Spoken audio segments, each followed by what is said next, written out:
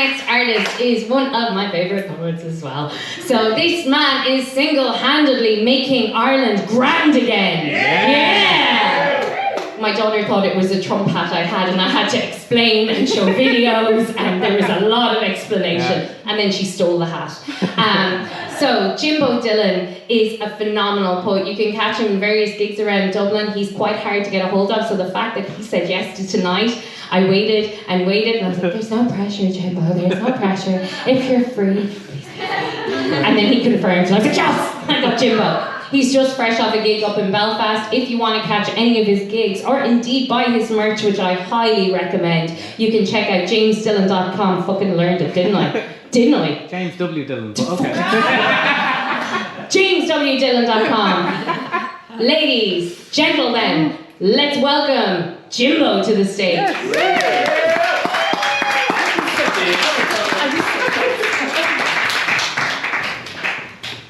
That was lovely. I don't have time with myself, I always go over. How are we? Good? Woo! How good has everyone been so far? Yeah. I want to give a round of applause for everyone so far. Yeah, I was delighted when Shiv asked me to do this. Secretly, you know, that way, because it was like, play hard to get type thing, you know, that way. It worked, I wanted you more. I think the main reason she wanted me here is because I'm in the poetry clique. Feel free to join in. And it only took, what, about a year and a bit. But that's not counting all the gigs I went to over the years, where I would observe not only the stage presence, mannerisms, styles, and unique set lists you see, I've been watching yours. And you may have even fell for my clever ruse, you see. I'd follow yous, give you an uptick in views and maybe a like or two. And then you'd be like, who's this Jimbosmyname? Oh, he does some poetry too. And then a follow back and snap, you fell into my trap, and now I'm being asked to do shows and gigs and even asked back to parties and poets' gaps. I'm in the clique. Or at least I like to think. That's like a blueprint to break into the scene of spoken word poetry. My name is now mentioned alongside those I've tried to emulate habitually. Rubbing shoulders with the same folks you could be shit talking with pre and post rhythmic flows and prose, and honestly, in my experience, there's not enough of this. The poetry cliques. They don't come out enough. When you hear something that resonates, or they're on stage trying to find the words to say, you see, it works. And you might feel a bit nervous to do it at first, like you don't want to be the only one to start snapping. Not in the classical sense, like with anger and start shouting. Get off the fucking stage. We don't care what you have to say. Seamus Heaney be rolling in his grave. Not like that. But a more jazzy type, a more chill vibe, like, yo daddy yo. I like where you're spitting. Flows pour like hot chocolate and equally delicious. And if my cup runneth over, I bet you can dig it for the silky sublime rhyme styles. Oh, they're exquisite. Now let's revisit my poetic journey. I've been writing since you had to get in your tippy toes to reach a grasshopper's knee. Always appreciated great rhyming schemes, audible inhales when left in disbelief, and always constructive when it comes to critique. Now in the clique, it's not all upsides. I do have to proofread my messages more than a few times before I hit send. Find myself googling the meaning of words again and again and spending an absolute fortune going into town on the train. And I'm getting analogies bounced out of me noggin, leaving me jaw rocking like I was on it, and yeah, the buzz is bleeding Whopper. And I listen to Leon Dunn most days. And Ryan Duggins has proof that Wolverhampton's loss is Dublin's gain. If I want to feel more feminine, I listen to Annie Peter or Quiva Weekly, or get lost at sea with Fiona O'Loughlin. And the lights on this stage are fine, but I prefer a ray of sunshine, and I know whispered words sound better after midnight. And I love sharing my poetry collection. Chatting shit with Freddie Black backstage or in the hotel reception, and all this was written in the shade of one of Adam Kelly's cranes. So long may I remain in the clique.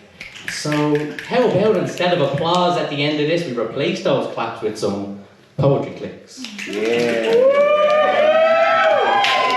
We're off. Every time I'm in a room with Shiv done a great thing before. She was doing Instagram lives and she was reading out other people's poetry.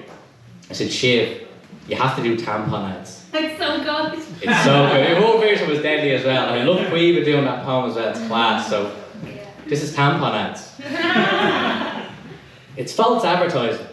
The way these girls are smiling, they always seem to be riding bikes and looking genuinely delighted with life. And in reality, you can see the strife emanating from the eyes of your future wife. I just need to see some realism. See them search for chocolate in every inch of the kitchen, eating ice cream in bed but still sweating. The subtle sound of Solpadeine dissolving in the background. And not one pair of leggings in sight. She's dressed up in her best PJs, so she's ready for a good night. And her friends haven't synced up, so they don't plan to meet up. They won't bother. The only bottles they're interested in, made of rubber, furry cover, and full of hot water. It's true. And I'm glad you don't use red dye to illustrate how you menstruate, they use blue. And gotta get it up there, girls. Even had me scarlet and clutching pearls. So I need to see the story from the other side. Poor fella on the phone, red-faced in the toiletries aisle, unable to make eye contact in the checkout line. He goes home. She still gives out, but this time next week it should be fine. We need this to show our daughters it's not like years ago. When these things started happening, it was considered a sin. It's a natural thing. That one day Mother Nature will show up, introduce you to Aunt Flo, and then she'll let the painters in.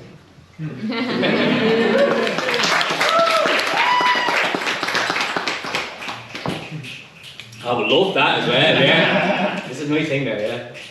So she was right, I done a gig up in Belfast, and this next poem is a new one. I done it up there. A couple of Fridays ago, it was International Nurses Day. Any nurses in the room? Woo! The same thing happened in Belfast, and they said, there's no nurses, but there's plenty of patients. But my sister's a nurse. She didn't ask me to write it, but my ma did. She goes, I'll write a poem. Will you write it? I said, alright. It's called Sorry Nurse. Sorry Nurse, I hate to be a bother, but my belly hurts, you see. I've been stuffing my face with all these hospital grapes, and silly me, I thought they were seedless. Now my needless gorging has forced me into thinking a tree is embarking on a journey from seedling and travelling into every edifice, branching in every direction, and you could probably tell I'm a bit parable. So could I please ask you for some charcoal? I want to blacken my lips and hopefully get rid of this pain I'm in, because if I leave it too late, they'll sprout, eventually come out my mouth, and when I try to call for help, I won't be able to shout, sorry nurse! But I called you first. I'm dying of thirst, my legs don't work, and I need a commode pronto or else my bladder will burst. And that wagon in the bed across from me, been talking in her sleep all night, I couldn't get a wink, all this, no please, my innards are starting to feel like a vineyard. Then waking up gasping for breath, so you can imagine, I didn't get much rest, so you can help me now, or else later, you'd be cleaning up this mess. Sorry nurse, just a quick one.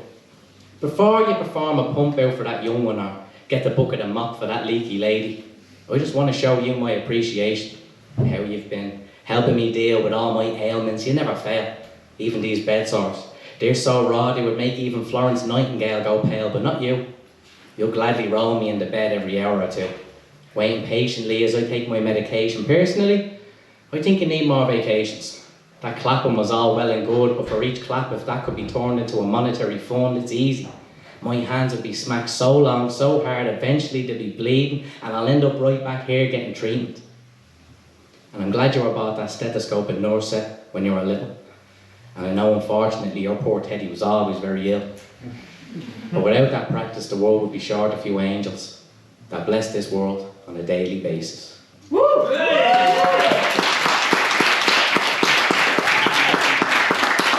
you go. If you know any nurses, let them know.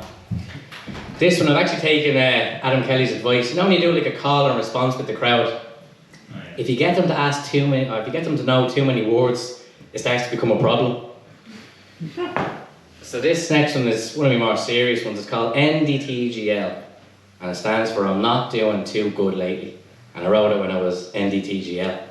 So can we try it together, right? When I go, I'm not doing too, can you say good lately? We'll try it together, right? I'm not doing too good lately. You sound great. I'm not doing too good lately. Now you see, I'm starting to relish in people's failings. Once exciting and now trivial tasks, I'm no longer able. Nicotine cravings. All these diets, I just can't shift the weight. And one more. Mundane Monday will result in blood-stained hands while I'm shackled to a guard station table, refusing to give an official statement. So yeah, this needed to be typed out. Because the words are so filled with rage, if written down would sear the page, and those close will consume the fumes and make you feel like this too. See, I'm not doing too good lately. I'm frustrated at your good news I hear on the daily. Everything on the telly irritates me. I feel like I've ruined lives and not been there at important times, so memories you can recall easily to me are vague and lack clarity. A what-if mentality has me lashing out internally, so even if it's nicey nice on the surface, best believe it needed being said through gritted teeth for an internal release. But even after that, I can't find peace, not even in sleep. My dreams haunt me. I'm not doing too good lately. Life itself is magnifying my failings. Sharp change of direction, this knee starts grating. My mental health right now, it's in a cruel state. I'm destined to be broke forever and have everyone hate me. But in this current mood, I'd prefer the lonely orange sitting in a church that's empty. Take solace in the knowledge that if this is now out of my head, you won't find me anywhere near a toppled chair dead, having those closest to me grieving the fact that I cut short my destiny. You're more than a creation of your ancestors' naked gestations, fighting Father Time and Mother Nature. You were born, so let's explore what that reason was for. And yeah, life right now is probably shit, but it gets better, so make sure you stick around for it. Because it's okay, baby, if you're not doing too good lately. Well done. Very good. Anyone watch Late Late last night? Someone said yeah. Someone said no. I have a good experience with Ryan Tubridy, right? I was on the train one time and I seen him on it, and it was like a natural reaction. I took a picture of him. And then I was like, shit, is he going to live on my phone? I was like, I'll post it. I can't just post a picture of Ryan Tubridy. So I was like, you know what? I'm going to write him a poem. Which is more weird a bit, but it's fine. So I posted it, and later on that day I said, like, Ryan Tubridy mentioned you in a story. I was like, oh bollocks, the guards are at the door, you know what I mean? I'm fucked. He was actually really nice about it, and he read it out the next day, so this is to Ryan Tubridy. I think he's alright. Ryan Tubridy is just like you and me. Although he gets paid by RTE, the train he takes is no different. It still stops at Connolly. The preferred method of transport for this 6'3" lanky radio personality. Reading the paper through rounded frames. He knows the dart is great. That's why he takes it. So he's never lately. Yeah.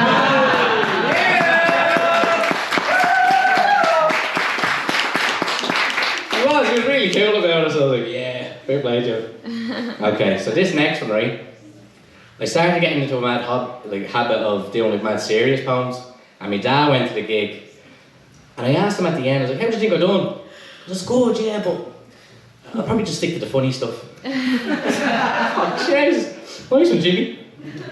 But so I went home and I purposely wrote this one for that, and it's gas that we was talking about our neighbours. This is about me being a nosy neighbour. It's called Jimbo, the boy who lives in the window.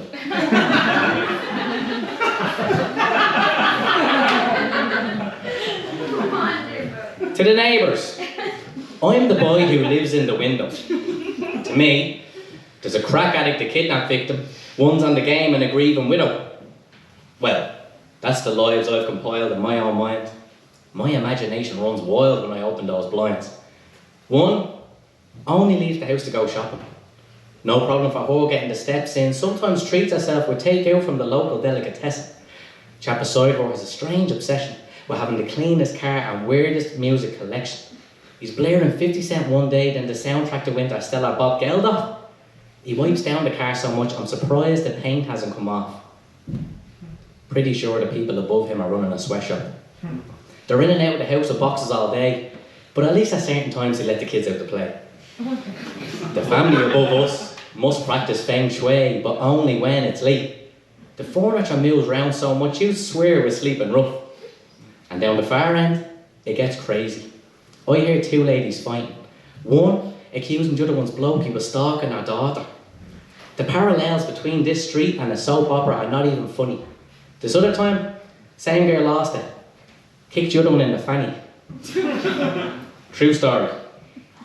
When there's so much of a raised voice, the smokers emerge to get the best vantage points. Same. When they see blue flashing lights. The kids are alright.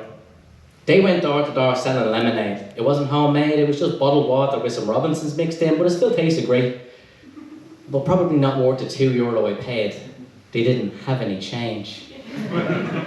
Every time the bin man sees me, he gives me a wave. But just on Thursdays. And that lady I said was on the game. Plenty of male visitors and a new package delivered almost every day. But what did they see? Well, as long as the window is clean, they'll see me. On occasion with a can in hand, dog beside me ready to bark at the postman or any dogs or cats that walk past. At one stage, I got out the old wee, so they see me bowl a virtual strike or three. But that's all about to change. If you want to see more of me, you'll have to get the train, because I'll be going into the office most days. But now my neighbours will be grateful to get some space away from my unrelenting gaze.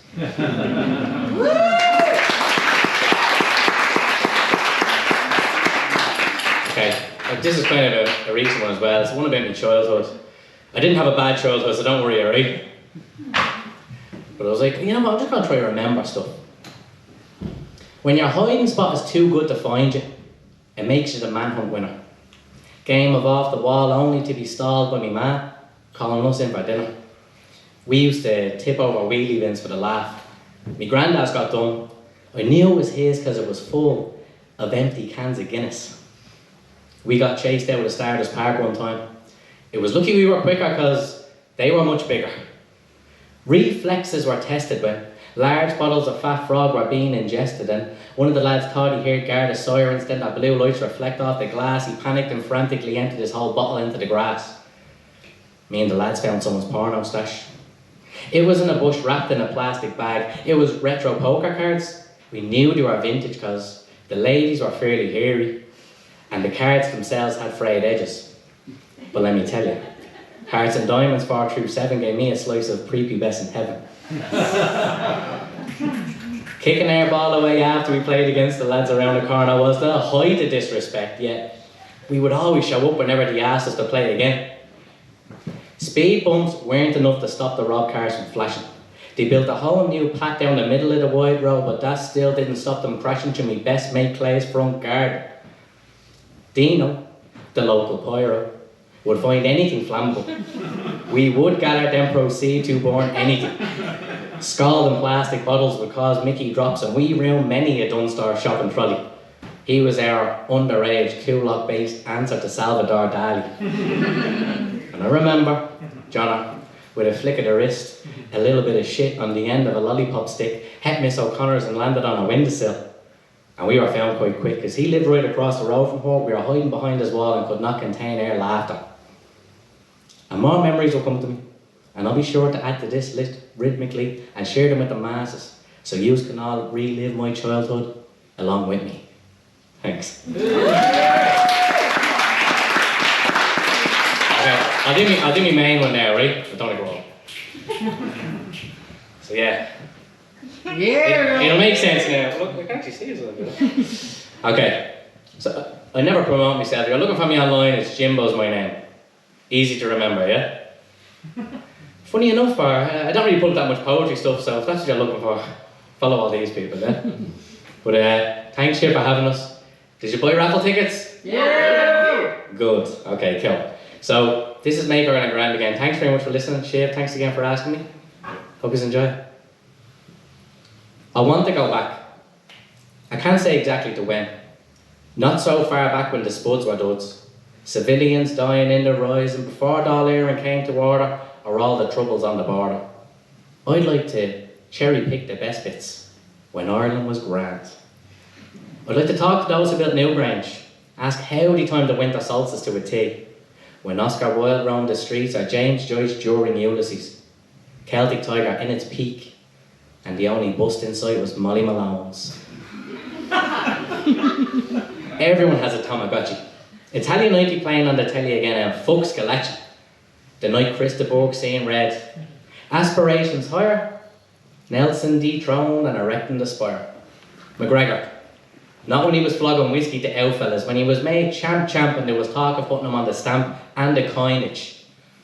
The belittling of Rod Little. Ah, now Eamon, leave it bleed now. He wouldn't give a slip to Colester. And of course Celtic. What if Georgie Burgess got the snip? Gar Brooks has played some gigs. If Barry McGuigan had weak wrists or Johnny Logan had a lisp, we'd still be dancing in Billy Brennan's barn or around a pint of plain. If I drown in this nostalgia, these are the grand times I want to be found reeling in. I'd keep on him. I kinda like him. You'd have Katie Taylor thanking God another try by that lad bought and less ATMs getting robbed. Pre-foot and mouth outbreak post, Henri's handball heartache. And the Pope came and kissed the land, that was grand. When we could withstand an orange weather warning, that was grand. When all the snakes were banned, that was grand. A time where everyone who wants it gets to shift. We all get taught French by the girls in Bewitched. The batter on your Bordeaux fish is always crisp. Fearless Paul Kimmage questioning Lance on his drug stance. Michael Flatley's ankles that are wringing wet because of river dance. The 32 counties, if we get the chance. When the smell of our factories wafted through our streets, the mix of Cadbury's, hitting the breeze, blended potatoes, onion and cheese, perfectly in harmony. Father Ted gives every eulogy. And we stop mimicking the States. They want to be great, we'll settle for grand as long as our homeland is where having the crack originates without debate. Michael D is handled with care, by the safe hands of Packy Bonner, so he can lay a wreath whenever we need him. The leaves are always in free fall on Raglan Road.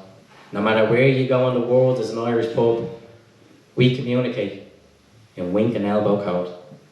If we live with the clarity of Padraig Pearse's pen, we will make Ireland grand again. Thanks very much, everyone.